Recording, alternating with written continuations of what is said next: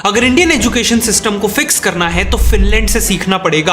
और ये आ गए हमारे इंटरनेट के एजुकेशन मिनिस्टर। ये हमारे देश की एजुकेशन सिस्टम को उस देश की एजुकेशन सिस्टम से कंपेयर कर रहे हैं। जितनी आबादी उसके देश में है उतनी आबादी तो हमारे देश के कुंभ मेले में हो जाती है। इनके स्कूल्स में कोई स्टैंडर्ड टेस्ट या एग्जाम्स नहीं होते और होमवर्क ना के बराबर होता है। अरे वाह, एग्जाम्स नहीं होते, होमवर्क नहीं होता। भाई अगर यही फिनलैंड वाला मॉडल यूपी बिहार के स्कूल में लगा दिया ना तो आधे बच्चे तो स्कूल की क्लास में बैठकर वहीं पे पबजी या फ्री फायर खेल रहे होंगे और आधे जो बच्चे बचे हैं वो किसी कोने में रील बना रहे होंगे। अगर यही मॉडल हमने यूपी बिहार के स्कूल में लगा दिया तो फैक्ट क्या है, फिनलैंड का एजुकेशन सिस्टम नो डाउट बहुत अच्छा है, हमारे देश से काफी गुना ज्यादा बढ़िया है वो। लेकिन मेन बात तो भाई बताना भूल ही गए।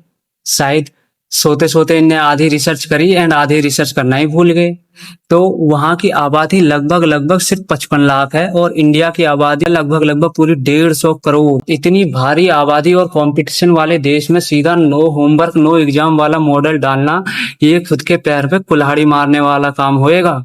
अगर हमने इसे डाल दिया ना तो यहाँ के बच्चे पढ़ाई पे तो ध्यान बिल्कुल नहीं देने के, अगर होमवर्क और एग्जाम वाला भी बंद कर दिया तो। और इसके अलावा हमारी नई एजुकेशन पॉलिसी ये रट्टा बेस्ड सिस्टम से दूर हटकर अब एक नई स्किल बेस्ड सिस्टम पर शिफ्ट होने की कोशिश कर रही है। नेशनल एजुकेशन पॉलिसी नैप 2020 ये हमारे देश के एजुकेशन सिस्टम को रट्टा मार सिस्टम से हटाकर एक स्किल बेस्ड सिस्टम पर बनाने पे काम कर रही है।